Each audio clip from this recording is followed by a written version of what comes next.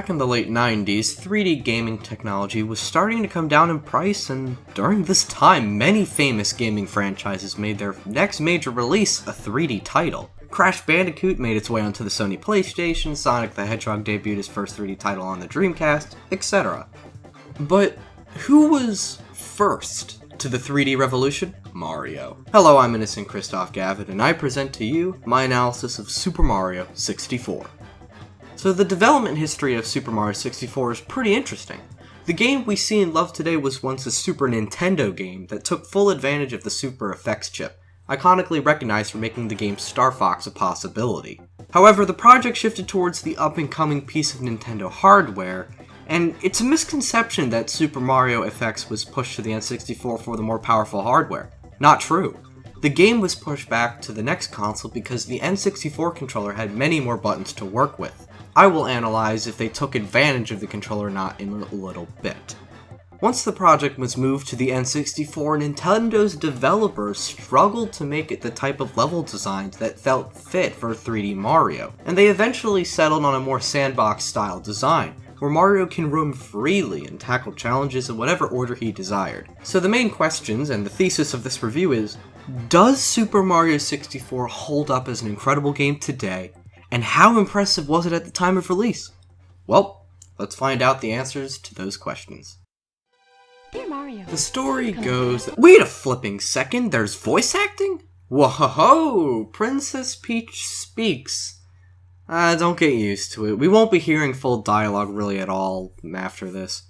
So Peach invites Mario to her castle for cake, and in Mario's arrival, a flying Koopa holding a camera follows Mario. Can I just say how clever this is?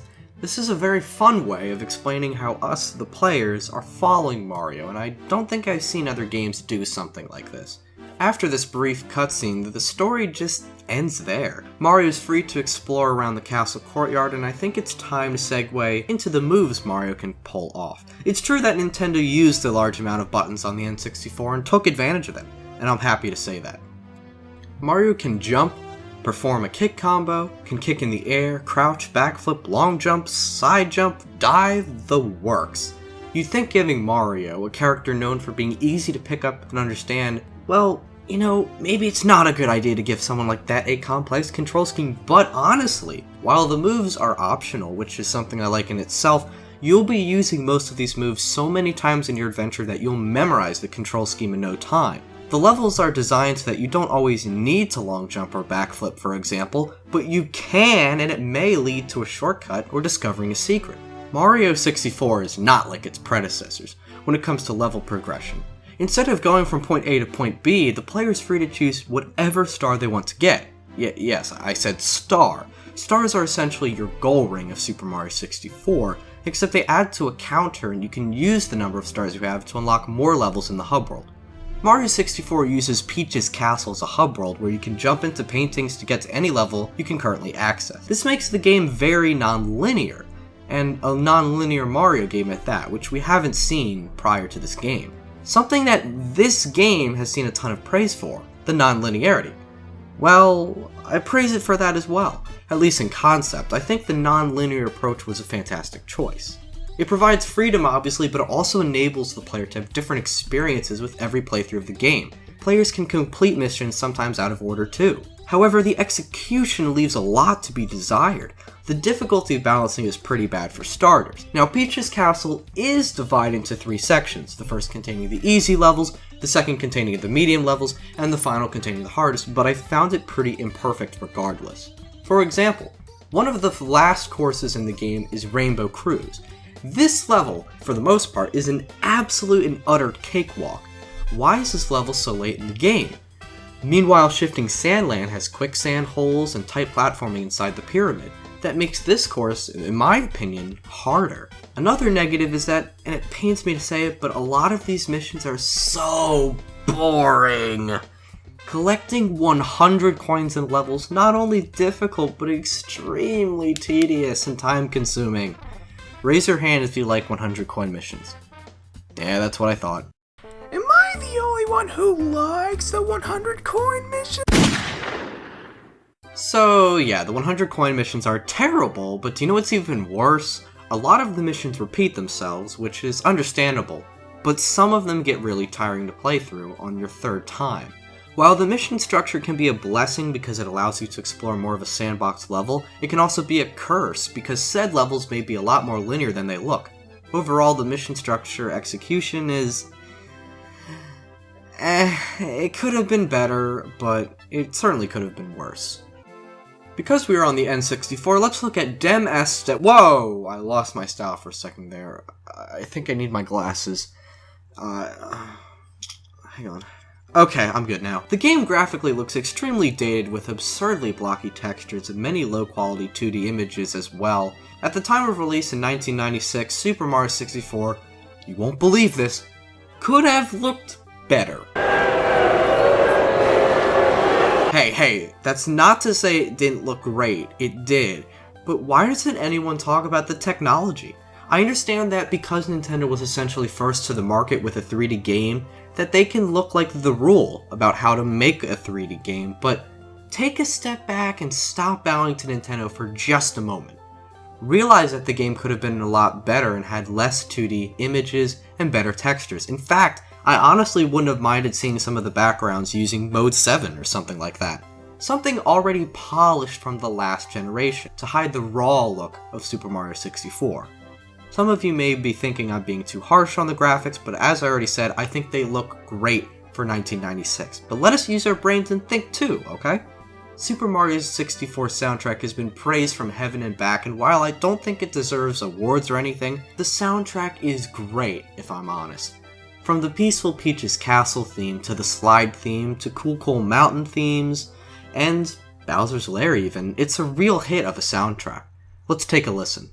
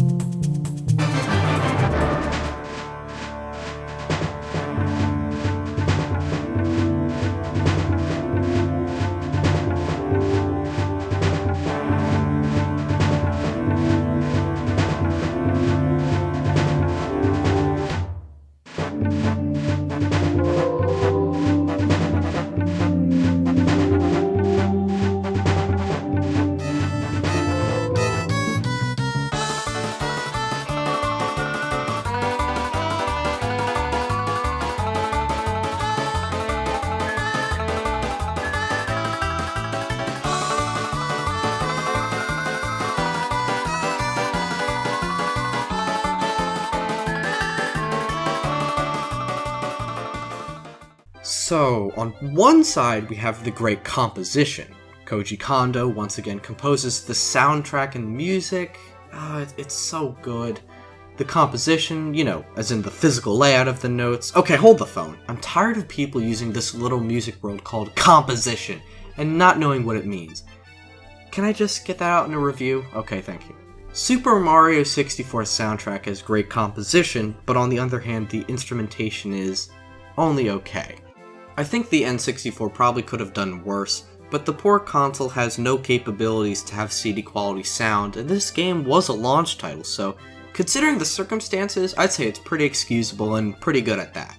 Even still, some of the raw sounds of the instruments used just don't work for my ears.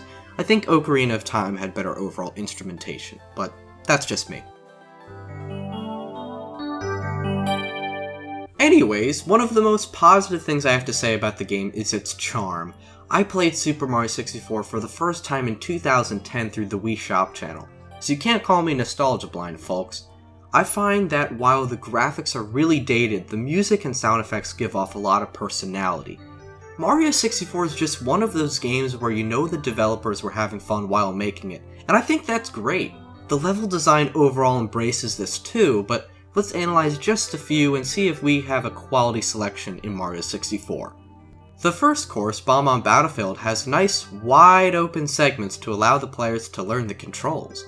The mountain itself contains thin walkways, which also helps the player adjust to being more careful around tighter areas, which is needed later in the game. I could keep praising this course, but I'd be beating a dead horse, and frankly I have nothing else to add that hasn't been said before. Jolly Roger Bay is easily one of my favorite courses. Wait, actually I want to explain all of my favorites and defend them. Jolly Roger Bay, Snowman's Land, Wet Dry World, and Tall Tall Mountain are my favorite courses in the game. I think these four show off Super Mario 64's level design at its best. I'd actually like to start with Tall Tall Mountain. The basic structure is linear. Simply climbing the mountain is a straight shot and only requires moving forward to go to the top. So, what's so great about it, Gavin? At every turn, there's something to do on the sidelines. Tall Tall Mountain has some of the most varied missions in the game, and many of them take advantage of every small path deviation the mountain has, which is awesome. And not only do I love it, but I think it shows a great balance between linear and non-linear level design. If we take a look at Snowman's Land, you have a circular layout with many memorable set pieces inside it. I love that ice section with that large bully. I love the section where you have to run around the snowman to kill them. I love the section where you need to pull off a tricky triple jump over the moving snow. And to top it all off, Mario can't pass the large snowman at the top of the area without creeping along with a little penguin. It's kind of like a game of stop and go. If you mess up, Mario's hat will fly off, which is kind of a cute attention to detail. Now yes, there's a pretty terrible igloo section of the course, which is to blame to the atrocious camera, but trust me, more on the camera later. Overall, I find Snowman's Land a course with a ton of fun set pieces. Jolly Roger Bay houses some underwater segments that I overall find relaxing. The underwater control, and I'll bring it up now, isn't the best, but honestly I don't have much of a problem with it. So, I enjoy the swimming in this area, but on land, those sections are really the best. There's something about the atmosphere of Jolly Roger Bay that's just both soothing and beautiful, and not entirely due to the famous music piece that plays here. Wet Dry World houses my favorite atmosphere with a sort of abandoned feel to it. Ever just stare out into the background? I don't know why, it just makes me feel isolated. Could just be me after all, but I find that raising and lowering the water level is very fun and encouraging of exploration.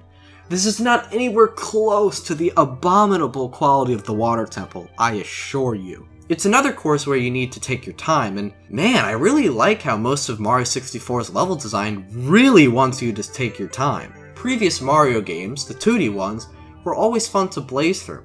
Hell, that's what inspired the existence of Sonic the Hedgehog, but I really appreciate the change of pace here. Usually I prefer the Sonic mentality when it comes to gaming, but as proven with my taste in the Professor Layton franchise as well as others, I do like to take my time when I think it calls for it. So I consider these 4 levels to be the highlight of the game for me, and I sure have a lot of praise for those. Now for every good course, there's always a crappy one. I try to find positives for Hazy Maze. Maybe the atmosphere is neat, but really that's about it. And then there's Tiny Huge Island, which has some of the worst level design I've ever seen in a 3D platformer. Whether the island is small or large when you visit it, the terrain is either too small or too large and has a bad camera. With the big island, I'm always fighting the camera, and with the tiny section, the course is barren and super bland. So looking at Mario 64 at this point, I think the graphics are good, for the time, the music is stellar, has aged well, the levels are overall a mixed bag, and the mission structure is in execution. Well, I've narged this for a long time, but it's finally time to talk about the controls. Oh brother. I praised the amount of moves Mario is given to complete challenges, but Mario's movement... Mario controls like absolute crap. Moving with the analog stick and turning is fine, but if you're asking me to jump and move at the same time, it becomes as stiff as old Castlevania controls. Jumping and moving, especially in small spaces, is extremely frustrating for me. Mario has a bad habit of trying to cling onto ledges when you'd think he would be way too far away to do so, and often I'll try to jump onto a ledge, pull myself up, but only for Mario to just bounce off the wall. What the hell? I'm sorry folks, but when transitioning from 2D to 3D, Mario somehow lost something so signature to him, his fluidness. Go ahead, right now, go and play for just 5 minutes a bit of Super Mario World, and come back and tell me how comfortable it is. It's very comfortable. In that game, you fell into a bottomless pit. Well, guess what? It was your fault. Your fault alone. In Super Mario 64, I feel unfairly punished for trying to pull off simple tasks. Jumping is incredibly awkward, and if you aren't moving in a straight line, it's just terrible. For those of you who haven't played Super Mario 64, take Sonic Lost World for example. If you let go of the run button and try jumping with mid-air movement, you are extremely stiff and you don't go far, right? Well, the difference between that game and this game is that game has a run button that fixes the issue. This doesn't. Now tell me, do you really want to use this imprecise, slippery, clunky, obtuse control scheme with a bad camera to collect 100 coins in a course? Some people would say, "Oh, Gavin, well, you just need to get good at games and you just need to get used to it, and then the game's fun." Yeah, that's not how criticism works, guys. It's flat out bad, and while the controls may be excusable for the time, it still sucks. The second major gripe I have with this game is the camera, as mentioned before. While you're given the ability to move it on your own will, the game will fight you by turning the camera back to its original position, and it doesn't help that it takes forever to turn the camera. Again, I won't be too hard on it, but I should not let anyone excuse it. Overall, while these criticisms aren't many in numbers, these two big ones, in addition to the hit or miss in mission structure, make Super Mario 64 really not that great of a game, I'm sorry. If we address the bosses before I forget, they're pretty okay. Bowser is fun to fight, and I like the Pyramid boss, but other than that, they're just okay. Now, something I should make clear is that the earlier courses don't suffer much with the bad controls. Bomb Battlefield, Whomp's Fortress, they're all just fine, they're just fine. The controls become a big issue with courses like Tick-Tock Clock. Now, this level has a really cool aesthetic and the time gimmick, but it's ruined by the controls and the ledge grabbing mechanic I talked about earlier. Also, good luck playing this level at the fastest speed, because nothing in the game tells you about being able to slow it down. Speaking of hidden things, there are many secret stars in the castle, and overall I find these really fun. Peach's slide is a classic, and finding the invisibility power-up is pretty neat, and, you know, there actually are power-ups in this game. I can't believe I didn't bring them up yet. However, there are only 3, and they're barely used at all. The metal cap is my favorite, allowing you to walk on the ocean floor and become a powerhouse, but it's timed, just like the others, and it's not that useful. Same goes for the invisibility cap. However, heavily advertises the wing cap, which many have called a revolutionary power-up. I like it in concept, but I think the red star from Mario Galaxy is a much better example of how flight should be done in a 3D Mario game. That said, the wing cap is fun to use, but the controls are very confusing to a first timer. I can get used to them better than the main game's controls in some of the later stages, but overall I think it could be better executed, and I'm starting to see a trend here. If you enjoyed your adventure enough to collect all 120 stars, you can unlock a cannon outside Peach's castle and fly up to it. Up there you can meet Yoshi. Wow. And now you have sparkles around Mario when he triple jumps. That's an odd reward, but neat. Also, Yoshi's inclusion, I must say, is a real neat surprise to anyone without a guide back in the day, but now just about everyone knows about it. And now it is time for my closing thoughts, folks. Overall, I personally found some great fun and some great experiences with this game. The look of the game is great, the soundtrack is well composed, the charm factor is through the roof, but moving down the ladder are the levels themselves, which are completely hit or miss, and a bit too experimental for the adventure, I think. And at the very bottom of the barrel, we have the mission structure and the awfully dated control and camera. The original thesis of this review, as you may remember, was, does Super Mario 64 hold up as an incredible game today, and how impressive was it at the time of release? I think with this review, we can say that Super Mario 64 in its day was an overall solid game. Revolutionary for sure. But I think clearly we have established my opinion on how this game is aged. One of my sayings when a game ages bad is that it ages like blue cheese, and I'm going to say it here. Super Mario 64 ages like blue cheese. Don't get me wrong, I certainly don't hate this game, not at all. I still get some enjoyment from it overall, but I'm very glad to see that this game exists. Because now we have 3D gaming that's been evolving for decades, and will continue to do so entirely due to this game's existence. If you have nostalgia from the game or you just simply enjoy playing it, more power to you. If you're getting used to the controls and like all the courses, that's fantastic, and I feel great for you. However, I can't tolerate the awful control in my opinion, and I will criticize the quality of the game all around. The recommendation level I give for games, for the most part, doesn't even address the game's quality at all. But taking into account what I've said in this review, the current price of the game on the Wii U eShop, and for other reasons, Super Mario 64.